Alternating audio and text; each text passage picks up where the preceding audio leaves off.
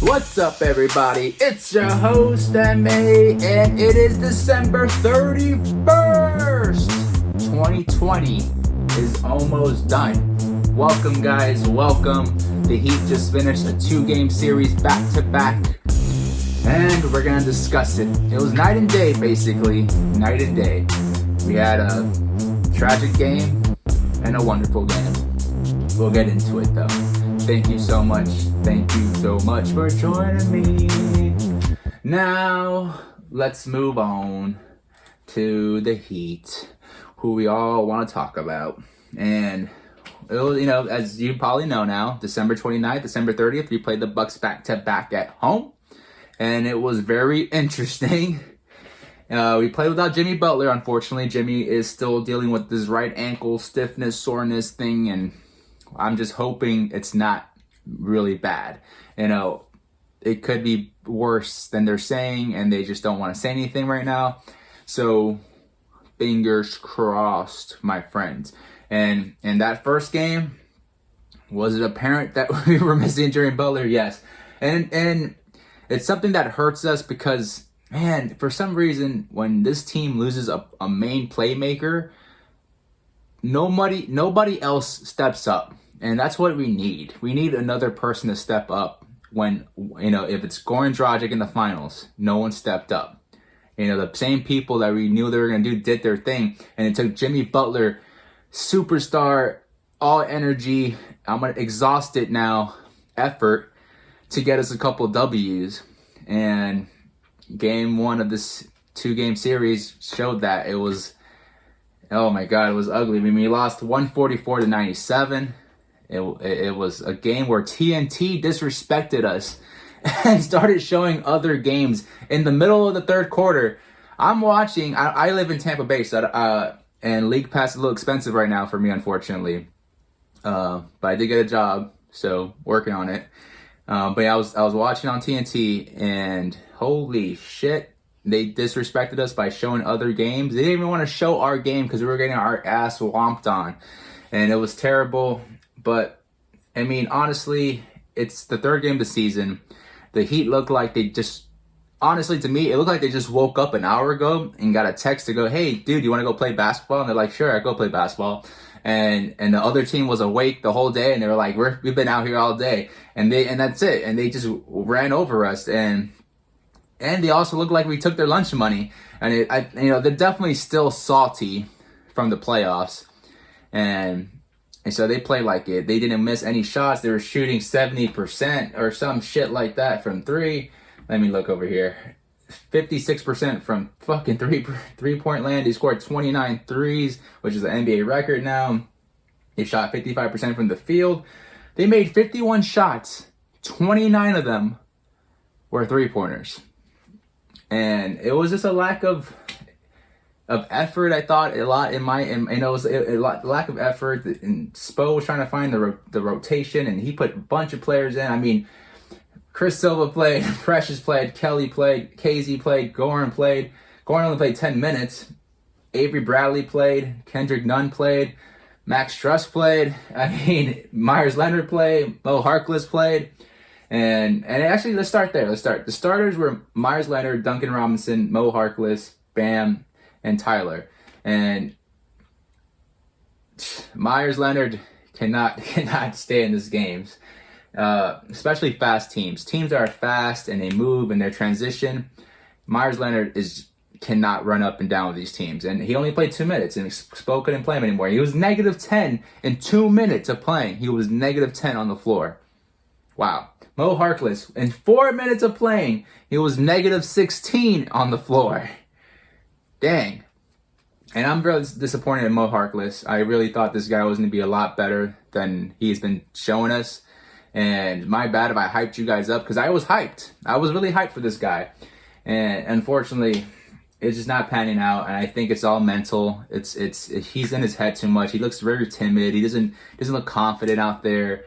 And I don't know who has to come up and start bringing some confidence in, but he has to do it himself, I think. I think he's out of the rotation. Apparently, like yesterday's game, he didn't play. So I think right now Spo is not even thinking about Mo Harkless unless in practice he starts showing off some good stuff. but I think Mo Harkless has played himself out of the rotation.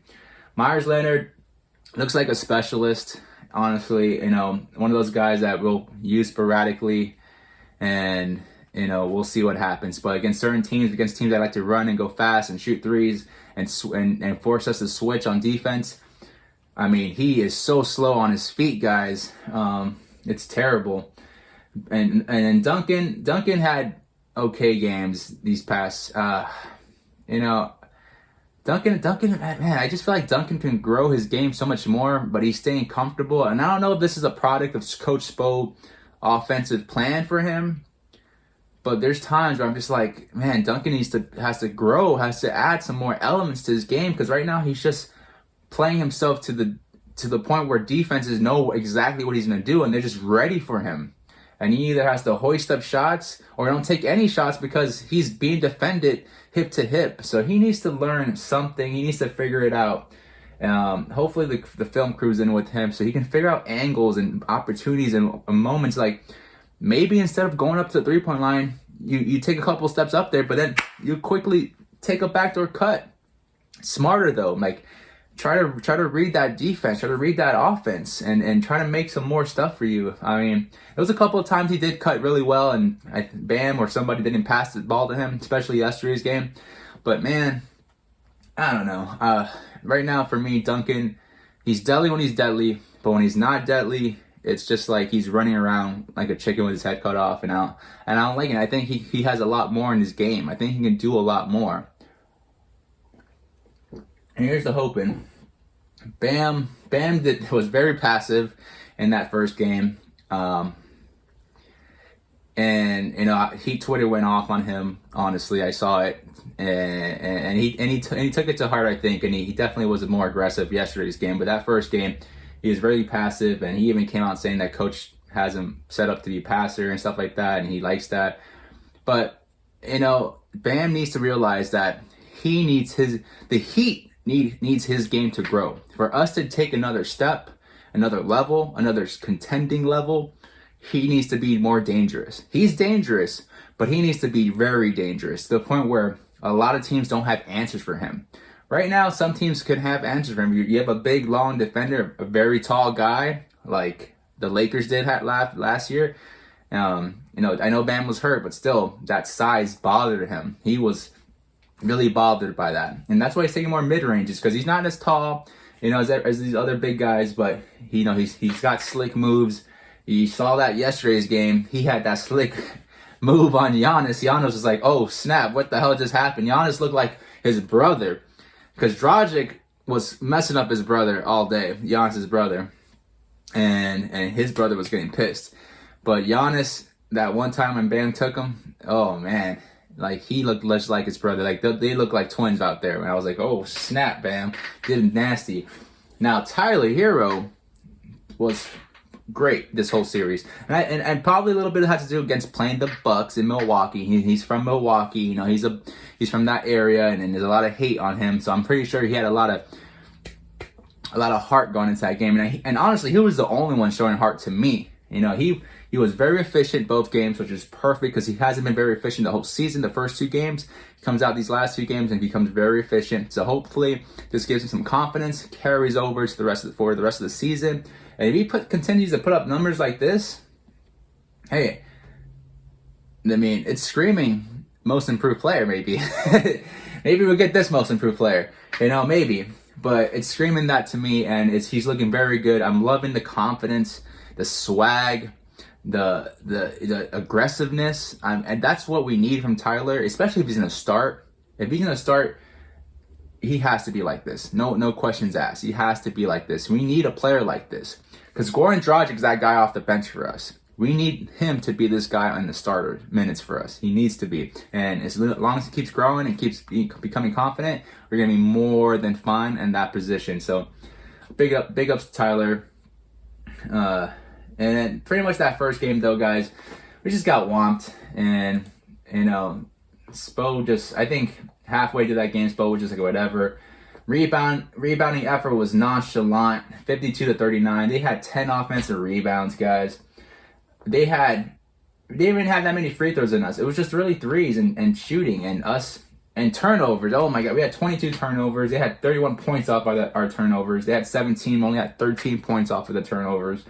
It was bad, just terrible. And yeah, their largest lead was 51. Our largest lead was 0. But whatever. Bad game. Heat Twitter. Everybody on NBA Twitter was like, "Oh, the Heat are this. Bam got paid what? Blah blah blah blah blah." And honestly, in my head, I wasn't really that concerned at all. Really, I was like, "It's the third game. We're missing Jimmy. They're still trying to figure it out. We have some new players. Let's see what happens." The Bucks are coming off of a playoff disappointment to us, and I'm sure they have some heat. Drew Holiday was in the talks a lot with the Heat and no or not, and then he goes to the Bucks, and I'm sure now he's the Bucks coacher, so now he's like trying to show up for the Bucks and beat us down, and he did that. But they get one game. You only got one, because then the next day, which was yesterday, we come out and it was a good effort all around. Though I will say the Bucks were in control for 6 quarters. From the 29th to halfway of yesterday's game, they were pretty much in control. But when that third quarter happened yesterday, that's when the switch flipped, and then we were like, okay, let's go. Effort was better. Spo tightened his rotation, figured out which players are the best against his team, and Avery Bradley was a beast.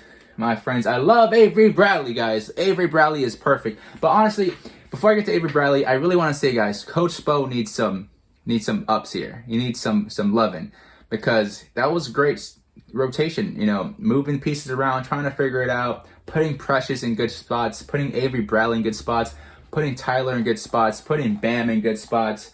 He is figuring out how this team works with the new guys and who works better with whose skill sets, match better with this player. And it's coming all together. As you see, Mo Harkless didn't even play. Kendrick Nunn only played 9 minutes. Yes, he had that nice dunk that Bobby Portis. It was nice. I even got up on my chair. I was like, woo, Kendrick Nunn. But then right after that, he messes up twice on defense. And that's what the thing that makes me mad about Kendrick Nunn. He'll do well on offense, and then he'll turn that into like defensive energy, but it's too much defensive energy. He'll get too confident on defense, which is, I don't understand, because he just did what he did on offense. So it has nothing to do with your defense. And then he'll mess up. He'll sag off and try to get a steal or think he's going to get this block. And then they'll outsmart him, get a couple of passes, and then his man's the one hitting 3 or something, or making the cut. And then he looks like a dumbass because he took the risk. And I honestly, guys, I think Kendrick Nunn's playing himself out of the rotation. He's playing himself into tradable category, or like ready to, like, maybe we need to get rid of this guy and trade him now while his trade value is somewhere before it drops to like, end of the bench people trade status, and I don't want that. So, I mean, because Gabe Vincent came in yesterday, played 15 minutes, and was honestly pretty impressive. I was impressed by Gabe Vincent, and I think Gabe Vincent could be that next Kendrick Nunn type player, that next young guard that no one expected, and then he ends up being really well. To me, he was showing me some very good passing. He was showing me some very good cutting and moving on offense. Defense was okay, maybe a little too aggressive at times, but he was trying to stay within the system and wasn't trying to get a steal out of nowhere. So I thought that was very well played by him. And then, of course, Dragic, man, again, he continues to make me mad that I did not pick him up again in fantasy. And this is not daily fantasy. I'm talking about like a season-long fantasy. And I had to drop him off my team. He was in my last team. It's a dynasty fantasy league. So I had him in my team last year, and he was great. But you just, in my league, you can't have too many guards. Sometimes the guards could hurt you because of efficiency and stuff. But man, I mean, I have good guards right now. I have Kyle Lowry, John Wall, and LaMelo Ball. And LaMelo Ball is showing up to be really well. He looks like he's going to be a good player coming up soon. John Wall, I still have high hopes for him, and I think I think he has something, so I'm hoping he shows up. But man, and I guess I didn't put enough faith into Goran, but he's making me regret my decision, because 26 points, 5 rebounds, 2 assists. I mean, he looked like Goran Dragic, who was burning everybody in the playoffs and all the way to the finals this past year. He looked like that going Dragic, so it's good to see. I'm happy he's like that, and I think it's perfect for him to come off the bench still. I don't think he should be a starter, because the guy who should be starting is Avery Bradley, people. And he started his first game, played 30 minutes, 6 of 11 shooting, 2 of 6 from 3, 2 of 2 3-pointers. And it's more on the defensive end, guys. He scored 16 points, but it's about defense. I mean, this guy is so smart really, I don't know if you guys have been watching him like individually, but the next Heat game, individually, just watch him play. Off the ball, on offense, moving around, making smart passes. Everything is amazing. He's such a smart player. He's the right player for the Heat right now. We definitely need that person in the guard spot for sure, because I don't think we have great defenders at the guard spots. But now we do have one. I mean, the guy was locking down Chris Middleton.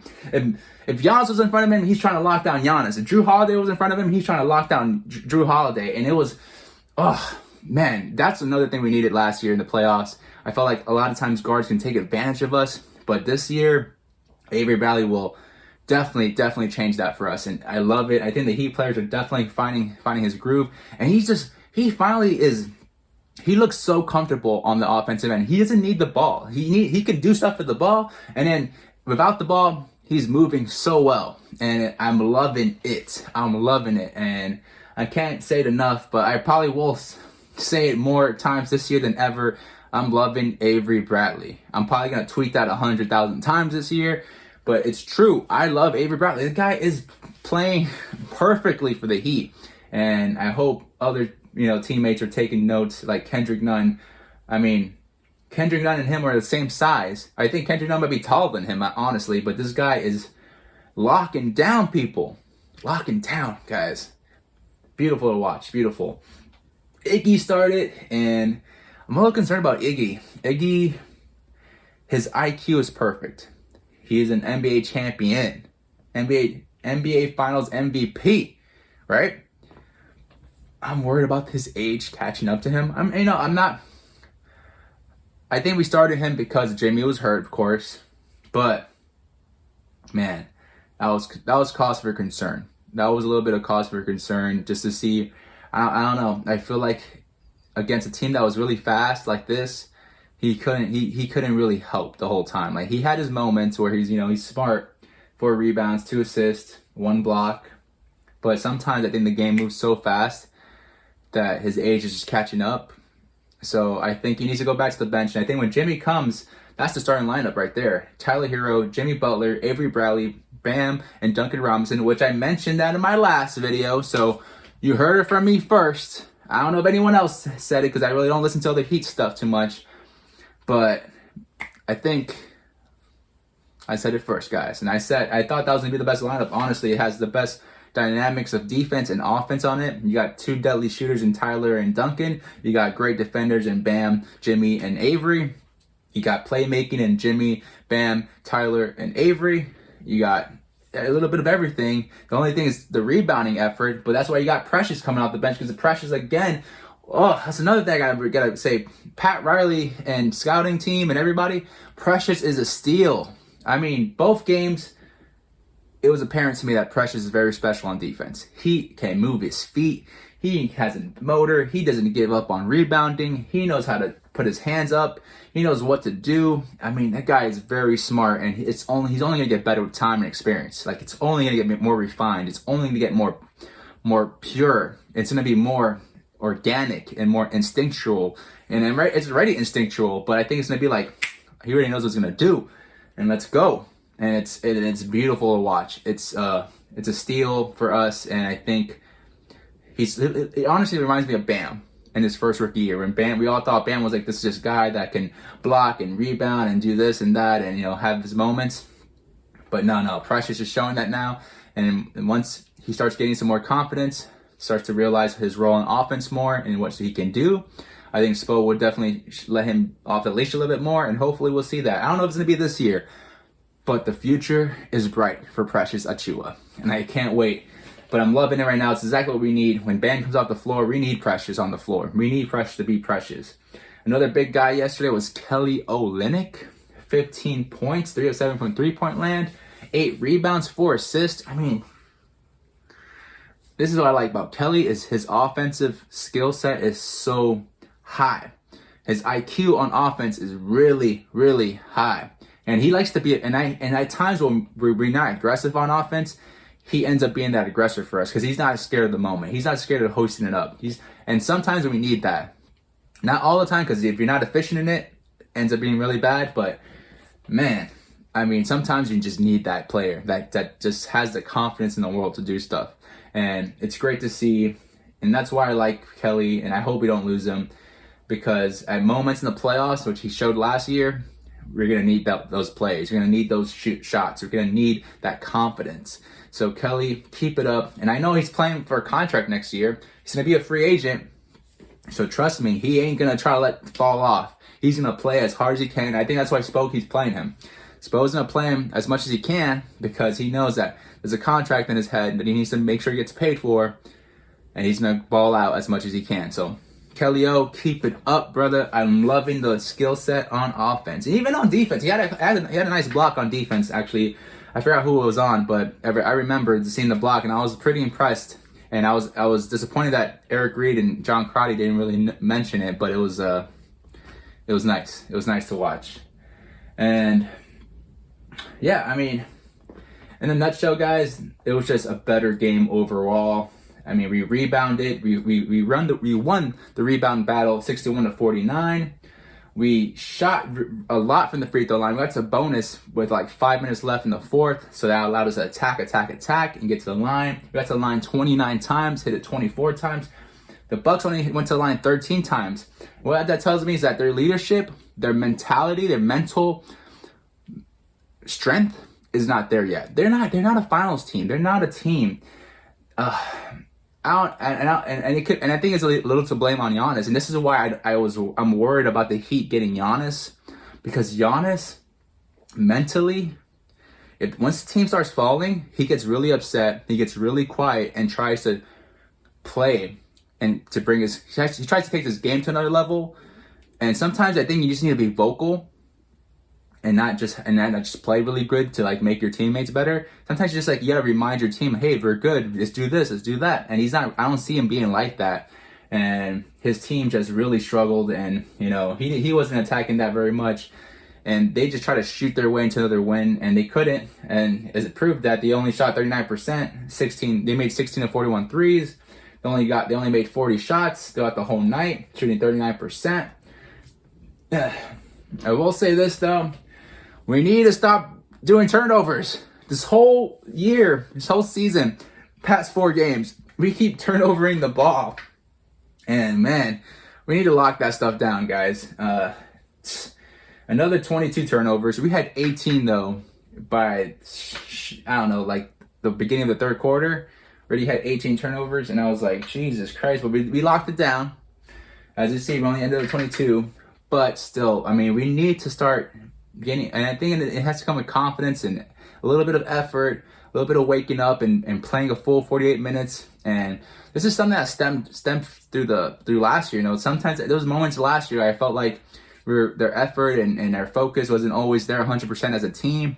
And it takes a while for everyone to start cooking, and then we go. And then when the Heat play well, so if we can sustain some in the beginning and go, and I think that's finding the right starting lineup. And I think that's once Jimmy gets back and we try out Jimmy, Duncan, Avery, Tyler, and Bam, if that starting lineup could bring the intensity, bring on both offense and defense, I think that will travel to the team, be a little more electrifying, and hopefully as a team, we'll just lock it up and start playing better, because we ain't gonna win a lot of games, or we're not gonna win a lot of games comfortably if we are doing turnovers in the 20s every game. We need to lock that stuff down.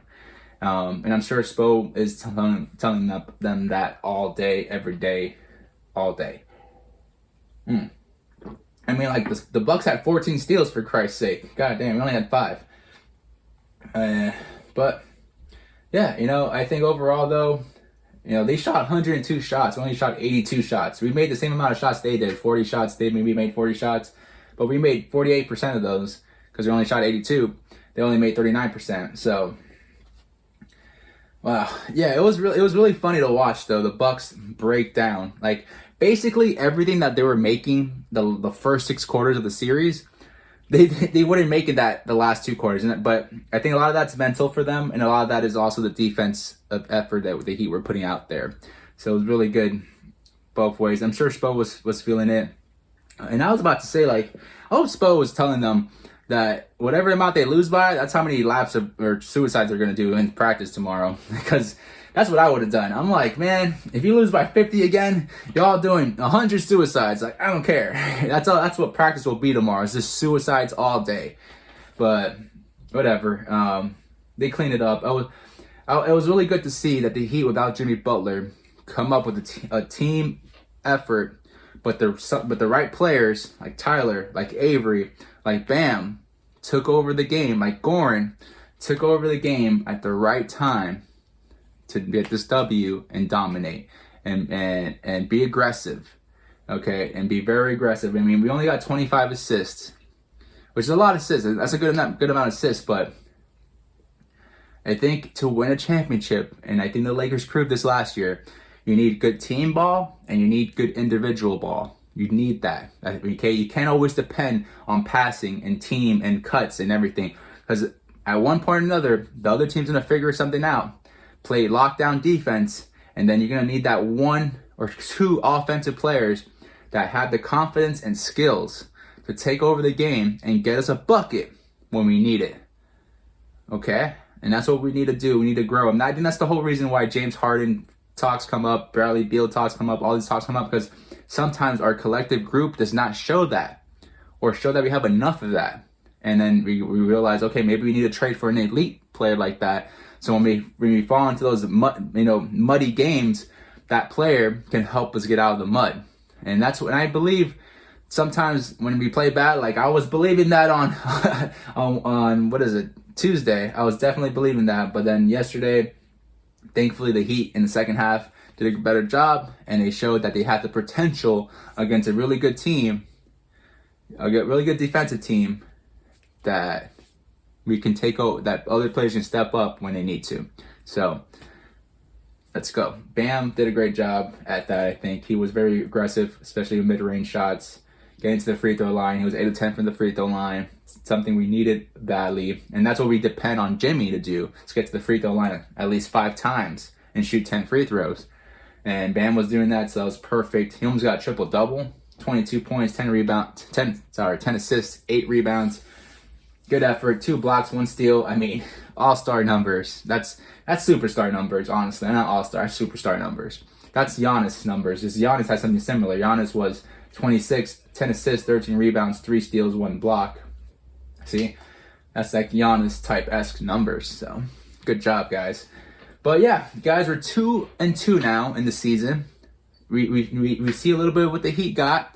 We know Avery Bradley was a steal. We know Precious is a steal. We know some players are ready to go in this rotation. We know some players probably not. The Heat need to tweak some stuff. Jimmy Butler still needs to get healthy. Hopefully that doesn't take too long.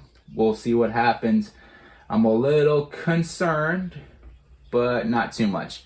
Now, tonight the Heat don't play, but it's New Year's Eve, so I hope you guys all have a nice and safe Happy New Year's Day, Eve Day. And tomorrow is New Year's Day, and we get to watch the Heat take on the Mavericks in Dallas. We get to see our old guys, Jay Rich and Jay Johnson, as they play with Luka Doncic now. And they just beat down the Clippers a couple of days ago, so hopefully they don't beat us down. That'll be at 7 p.m. Be sure to watch it. I will. It's always fun to watch Luka, and we'll see if the Heat and Jimmy, hopefully Jimmy's back, will do something special again for us. But yeah, we'll see. We'll see. Let me know what you guys think, though, at the series. Were you one of the fans going crazy after the first game going, hey, we have to trade everybody? Or were you also calm and thinking, hey, you know what's only one game? Let's wake up, put a better effort out, and show what Heat basketball is all about, which is what they did in the second game. Let me know your thoughts. Let me know about your thoughts on Bam. Let me know about your thoughts on Avery. It's all good. I want to know it all. I want to know it all, guys. Let me know. Just let me know. All right. And then let's see. That's about it, guys. I don't know what else to say. And I'm gonna leave it there. If you don't remember, if you haven't, please subscribe to my YouTube channel, because at 150 YouTube subscribers, we're giving away this free pair of Miami Heat sunglasses that come with a carry case, and they're foldable, so they're nice and fit in your pocket. And if you want to see another pair live and coming, I don't know my real pair. Oh, there it is.